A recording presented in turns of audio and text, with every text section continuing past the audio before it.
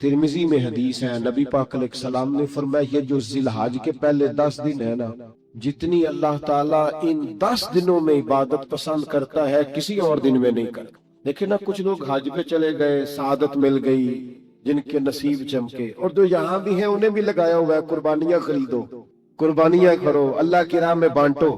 یہ عبادت کے دن ہے، کوشش کریں زیادہ سے زیادہ وقت استغفار میں گزرے۔ اور ایک حدیث میں نبی پاک نے وظیفہ بھی بتایا، فرمایا ایک تو پڑھو لا الہ الا اللہ، اللہ اکبر اور الحمدللہ، ان 10 دنوں میں یہ وظیفہ کثرت سے پڑھیں۔ یہ بڑی قبولیت والے دن ہیں، بڑے رحمت والے دن ہیں، بڑی عطاؤں والے دن ہیں۔ پوچھنا نہیں کسی بندے سے بھی کہ قربانی لی ہے کہ نہیں، کسی سے سوال نہیں کرنا کہ قربانی کا اس دفعہ کیا پروگرام، قطعاً نہیں۔ سفید پوش آدمی کے لیے مسئلہ بن جاتا ہے وضاحت دینا۔ جب اللہ تعالیٰ نے سب پر فرض نہیں کی تو ہم کیوں تفتیش کرتے پھریں؟ ایک تو سوال نہیں کرنا، دوسرا خود سے دیکھ لیں کس نے خرید لیا ہے کس نے نہیں خریدی۔ جنہوں نے نہیں خریدی ان کی لسٹیں بنائیں، لائنیں لگا کے گوشت نہیں بانٹنا، کوشش کرنی ہے دروازے تک دے کے آئے۔ کریم کا کرم ہم تک پہنچا ہے تو دروازے تک پہنچا ہے۔ اس نے ہمیں دیتے وقت معاذ اللہ کسی قسم کی رسوائی سے آشکار نہیں ہونے دیا، تو ہم نے بھی بانٹتے وقت کسی کو رسوا نہیں کرنا، پریشان ہے، خوبصورتی سے بانٹنا۔ ہر سال دنیا قربانی کرتی ہے، رسول پاک علیہ السلام نے حد بندی، یا رسول اللہ قربانی کیا ہے؟ فرمایا جناب ابراہیم کا طریقہ ہے۔ ہر سال ذکر ہوتا ہے جناب ابراہیم، ہر سال ذکر ہوتا ہے حضرت اسماعیل، ہر جگہ ذکر ہوتا ہے جناب یعقوب کا، جناب یوسف کا۔ اپنی اولاد کے لیے دعا مانگا کرو، رب لوگوں کے دلوں میں ان کی محبت پیدا فرمائے۔ بندہ اچھا لگتا ہے، وہ بندہ پیارا لگتا ہے جو اولاد سے پیار کرے، اس سے پیار ہو جاتا ہے جو بچوں سے پیار۔ اللہ ان کی طرف لوگوں کے دل پھیر دے، پہلے نمازی بنا دے، پھر انہیں ہر دل عزیز بنا دے۔ اب حضرت ابراہیم کہتے ہیں وَارْزُقْهُم مِّنَ الثَّمَرَاتِ لَعَلَّهُمْ يَشْكُرُونَ، یا اللہ انہیں پھلوں میں سے رزق بھی دے تاکہ یہ تیرا شکر ادا کر۔ اللہ انہیں رزق بھی عطا فرما، انہیں پھلوں میں سے رزق بھی دے۔ اولاد کے لیے دعا مانگا کرو، انہیں اللہ روزی دے وسیع، اولادیں کسی کی محتاج نہ ہو، بچے کسی کے دستے نگر نہ ہو، کسی کے ہاتھ نہ دیکھنے پڑے، کسی کی طرف بڑھنا نہ پڑے۔ آگے ارشاد فرماتے ربنا انک تعلم ما نخفی وما نعلن۔ حضرت ابراہیم نے بات ہی کھول دی، فرمایا اے رب تو جو ہم ظاہر کرتے ہیں وہ بھی جانتا ہے، اور جو ہم چھپاتے ہیں وہ بھی جانتا ہے۔ وما یخفی علی اللہ من شیء فی الارض ولا فی السماء، اللہ پر کوئی چیز چھپی ہوئی نہیں، نہ زمینوں میں نہ آسمانوں میں۔ پھر اولاد کے لیے دعا مانگی جا رہی، اس شہر کے لیے بھی دعا مانگی جہاں بچے رہتے، یہاں امن رہے، یہ بھی دعا مانگی کہ یہ نمازی ہو، یہ بھی دعا مانگی حضرت ابراہیم علیہ السلام نے کہ اللہ انہیں رزق دے پھلوں میں سے، یہ بھی دعا مانگی لوگوں کے دل ان کی طرف کر دے، اور پھر کہا تو جانتا ہے ہمارے ظاہر اور باطن کو۔ پھر ارشاد فرمایا کہ میں اب بیچ میں شکر بھی ادا کرتے، کہتے ہیں الحمدللہ الذی وہب لی علی الکبر اسماعیل و اسحاق، کہتے ہیں تمام تعریفیں اس اللہ کے لیے جس نے بڑھاپے میں مجھے اسحاق اور اسماعیل عطا فرمایا۔ بڑھاپے میں اللہ نے اولاد دے دی، ساری تعریفیں اس کے لیے۔ پھر ارشاد فرماتے ہیں ان ربی لسمیع الدعاء، بے شک میرا رب دعاؤں کا سننے والا ہے۔ آگے ارشاد فرماتے ہیں ربی جعلنی مقیم الصلاۃ ومن ذریتی، اے اللہ مجھے بھی نماز قائم کرنے والا بنا دے اور میری اولاد کو بھی نماز قائم کرنے والا بنا۔ کیا ہی مزہ ہے اگر باپ بیٹا ایک صف میں کھڑے ہو کے نماز پڑھے، کیا ہی لطف آئے اگر باپ بیٹا کٹھے احرام باندھ کے طواف کرے، کیا مزہ ہی آ جائے اگر کبھی باپ بیٹا بیٹیاں اہل خانہ سارے کٹھے حضور کی بارگاہ میں حاضر، کیا نرالا انداز۔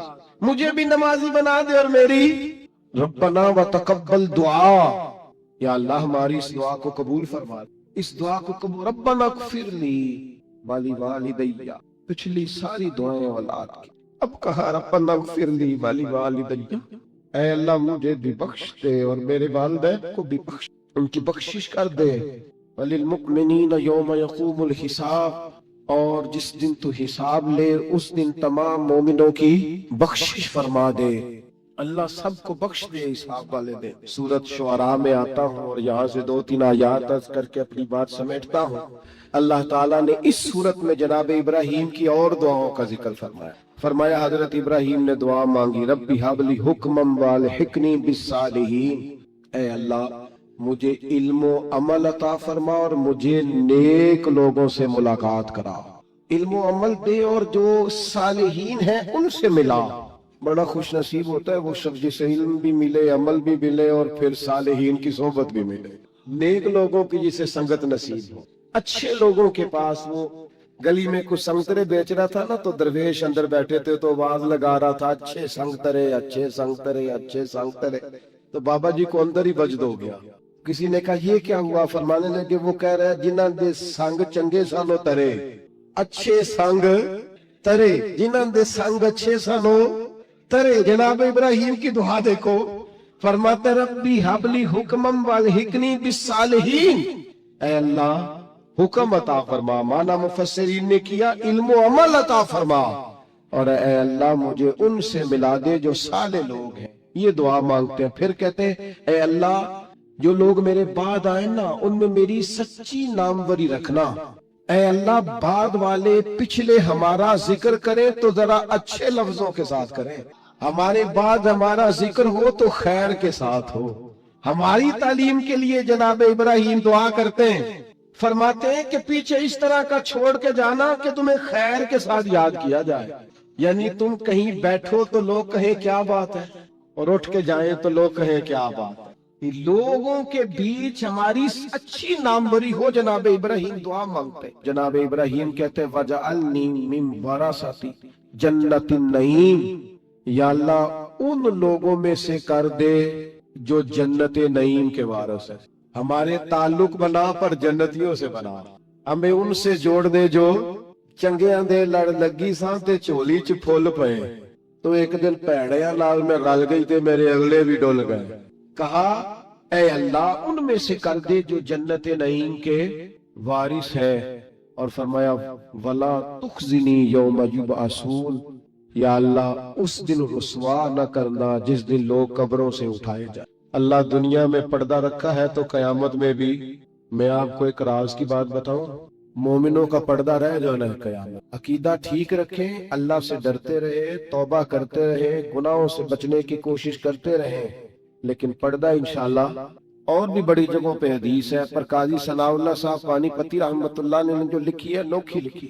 کہتے ہیں حضرت عبداللہ ابن عمر کو لوگوں نے کھڑا کر کے پوچھا تھا وہ آپ کے کان میں حضور نے کیا بتایا تھا، کان میں نبی کریم علیہ السلام نے کیا بات کی تھی؟ تو جناب عبداللہ ابن عمر فرمانے لگے نبی کریم علیہ السلام نے مجھ سے فرمایا تھا اللہ قیامت کے دن بندے کو اپنے قریب کر کے پوچھے گا وہ فلاں فلاں فلاں فلاں گناہ کیا تھا، تو بندہ کہے گا مالک ہو گیا، اور بندہ ڈر رہا ہوگا مالک ہو گیا، تو اللہ فرمائے گا دنیا میں نے تیرا پردہ رکھا تھا، آج تجھے معاف کر رہا ہوں، پردہ رکھا تھا معاف کر رہا ہوں۔ حضرت ابراہیم کہتے ہیں یا اللہ جب قبروں سے اٹھائے جائیں تو رسوا نہ کرنا، امید ہے، کرم کی امید ہے، اس کی رحمت پر امید ہے۔ یوم نحشر المتقین الی الرحمن وفدا، اللہ کہتا ہے جب متقی قبروں سے اٹھائے جائیں گے تو رحمان کی بارگاہ میں مہمان بنا کر پیش کیا، امید ہے کرم ہی ہوگا۔ گناہگار تو بڑے ہیں پر امید ہے رحمت پر، اور کبھی امید ہے رحمت پر کہ جس نے یہاں عزت دی ہے وہاں بھی کرم ہی فرمائے گا، فضل ہی فرمائے گا۔ اللہ تبارک و تعالی نے قرآن مجید کے اندر حضرت ابراہیم علیہ السلام کا تذکرہ بڑی محبت کے ساتھ فرمایا۔ جناب ابراہیم علیہ السلام کی سیرت کو بڑی تفصیل سے قرآن پاک نے بیان فرمایا۔ رب کریم کا پتہ نہیں کتنا کرم ہے اپنے اس خلیل پر کہ جا بجا قرآن مجید کے صفحات آیات یہ بھرے ہوئے ہیں حضرت ابراہیم علیہ السلام کے تذکروں سے۔ پھر ایک اور انفرادی پہلو قرآن مجید میں ہمیں نظر آتا ہے کہ جناب ابراہیم علیہ السلام نے اپنے رب کریم کی بارگاہ میں جو دعائیں مانگی ہیں نا، ان دعاؤں کو اللہ تعالیٰ نے بڑے اہتمام سے قرآن پاک میں بیان فرمایا ہے۔ کبھی کوئی بندہ پیارا آ جائے نا، سمجھانے کے لیے مثال دیتا ہوں، تو انسان تبصرہ کرتا ہے۔ کبھی کوئی پیارا آدمی آتا ہے نا جس سے انسان بڑی محبت کرتا ہے، تو انسان اس کی باتیں بیان کرتا ہے، کہتا ہے وہ آیا تو اس نے یوں کہا، پھر جواب میں نے یوں کہا، اس نے یہ سوال پوچھا تو پھر میں نے اسے یہ جواب دیا، اس نے اس حوالے سے بات کی تو پھر میں نے اسے اس طرح کر کے جواب دیا۔ کیا انداز ہے قرآن مجید کا، بلا مثال و بلا تشبیہ۔ رب فرماتا ہے میرے خلیل نے مجھ سے فلاں دعا مانگی، میرے حضور فلاں بات کے لیے فلاں معاملے میں عرض کیا، اس پہلو میں جناب خلیل اللہ علیہ السلام نے میری بارگاہ میں کشکول طلب دراز کیا۔ انداز تو دیکھیے کتنا انوکھا ہے، کتنا نرالا ہے، اور یہ جگہ جگہ پہ قرآن مجید میں حضرت ابراہیم کی دعائیں موجود ہیں۔ پتہ کیا ہے، ہم دعائیں تو مانگتے ہیں پر وہ لذت نہیں لیتے جو ہمیں لینی چاہیے۔ ہم دعا تو مانگتے ہیں پر وہ سرور حاصل نہیں کر پاتے جو ایک بندے کو اپنے رب کی طرف رجوع کرنے میں نصیب ہوتا ہے۔ رسمی سا انداز ہوتا ہے، روٹین کی باتیں ہوتی ہیں، بعض جگہ تو رٹی رٹائی دعائیں ہوتی۔ حضرت خلیل اللہ علیہ السلام جن کو رب کہتا ہے وَاتَّخَذَ اللَّهُ إِبْرَاهِيمَ خَلِيلًا، میں نے انہیں اپنا گہرا دوست بنایا، وہ اپنے رب کے حضور دعائیں مانگتے۔ یہ دعا اتنی انوکھی، اتنی پیاری، کاش آپ اس پر غور کریں کہ یہ دعا مانگنا رب کو اتنا پسند آیا ہے کہ اللہ نے قرآن مجید میں بیان فرما دیا ہے۔ 2-3 مقام قرآن پاک کی عرض کرتا ہوں۔ پہلے دیکھیے سورہ بقرہ ہے، حضرت ابراہیم علیہ السلام اور جناب اسماعیل علیہ السلام خانہ کعبہ کی تعمیر کر رہے ہیں۔ حضرت اسماعیل اینٹیں اٹھا کے لاتے ہیں اور جناب ابراہیم علیہ السلام دیواروں پہ لگا کے دیواروں کو بلند کرتے ہیں۔ او دیکھو مسجدیں بنانے والوں، اللہ کے گھر تعمیر کرنے والوں، ذرا اپنی شان تو دیکھو، ذرا دیکھو تو صحیح تم کس کی سنت کا تتبع کر رہے ہو؟ تم دیکھو تم کس صف میں کھڑے ہو جس صف کی امامت جناب ابراہیم علیہ السلام فرما رہے ہیں۔ حضرت ابراہیم کعبے کی دیواریں اونچی کر رہے ہیں، بیت اللہ شریف کی تعمیر ہو رہی ہے۔ مالک کریم کو وہ بات اتنی اللہ کی بارگاہ میں مقبول ہوئی کہ قرآن میں بیان کیا، فرمایا وَإِذْ يَرْفَعُ إِبْرَاهِيمُ الْقَوَاعِدَ مِنَ الْبَيْتِ وَإِسْمَاعِيلُ، فرمایا جب اٹھاتے تھے نا جناب ابراہیم اور جناب اسماعیل اس گھر کی دیواریں، جب وہ اس کی دیواریں اٹھا رہے تھے، بنیادیں بلند کر رہے تھے، تو پتہ ساتھ کیا کہہ رہے تھے؟ ربنا تقبل منا، ساتھ دعا مانگ رہے تھے، یا اللہ یہ ہم سے قبول فرما لے۔ اللہ ہم نے کوشش کی تیرا گھر بنانے کی، ہم نے جدوجہد کی اس کی بنیادیں، ربنا تقبل منا، اللہ اسے قبول فرما لے۔ اصل قابلیت نہیں ہوتی، اصل تو قبولیت ہوتی ہے۔ دعا فرماؤ قبولیت نصیب، ہم کوئی عمل کریں تو اس کی بارگاہ میں وہ قبول ہو۔ دعا مانگ ربنا تقبل منا، اے اللہ ہم سے قبول فرما، اس لیے کہ انک انت السمیع العلیم، تو سننے والا بھی ہے اور جاننے والا بھی ہے۔ اور پھر اس کے ساتھ اور دعا مانگتے ہیں، پیغمبر ہے، خلیل اللہ ہے، اللہ تبارک و تعالیٰ کے برگزیدہ ہے، ان کی عبادتیں، ریاضتیں، ان کی جد و جہد، ان کی تبلیغ، ان کی کوششیں اللہ کو پسند ہیں، اور وہ اس مقام پر فائز ہے کہ رب کریم نے انہیں اپنا خلیل بنا لیا ہے۔ پھر بھی کہتے ہیں ربنا وجعلنا مسلمین لک، اے ہمارے رب ہمیں اپنی بارگاہ کا فرما بردار رکھنا، ہمیں گردن جھکانے والا بنانا، ہم تیرے حضور جھکے رہے، وَمِن ذُرِّيَّتِنَا أُمَّةً مُسْلِمَةً لَكَ، اور ہماری اولاد میں بھی ایک امت کو اپنی فرما بردار رکھنا، آنے والی نسلیں بھی تیری فرما بردار رہیں۔ دعا کیوں نہیں مانگتی امت یہ کہ یا اللہ ہماری اولادیں بھی تیری فرما بردار؟